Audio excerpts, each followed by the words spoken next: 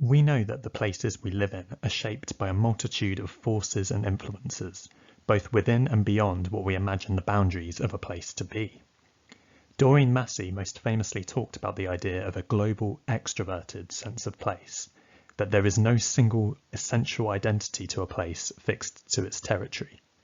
Rather, places are always evolving through their relationships with other agents, places, material objects, people, governments, ideas, and more. The question is, how can location-based games account for and engage with this diversity of embodied, discursive, and material elements that make places meaningful?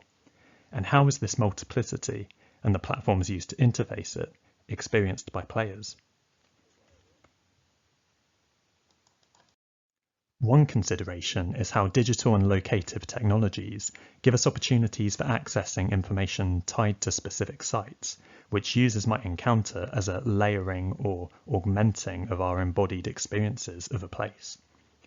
In my location-based games, I've explored this process in the use of QR codes stuck to the material surfaces of the city, creating both a physical and imagined connection between objects, everyday life, and the stories behind the places in which they are situated. We can also explore the opportunities that websites and social media offer for participatory mapping, information sharing, and discussion about places. My most recent game, Canterbury in 3 Words, has combined in-person interaction with sites and online storytelling and conversation about them via social media to curate a playful platform for sharing, discovering, and responding to stories about Canterbury.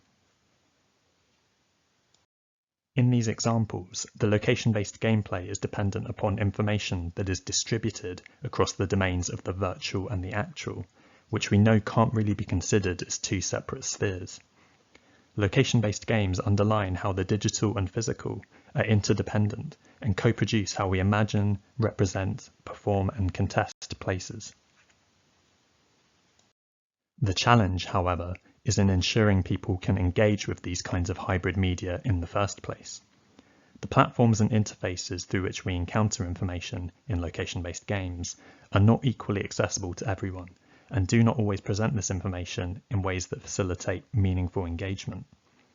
I've encountered these challenges frequently when using existing platforms such as Facebook and the What 3 Words app for my games, where the needs and objectives of the gameplay can conflict with the priorities of both the platform's developers and the users themselves.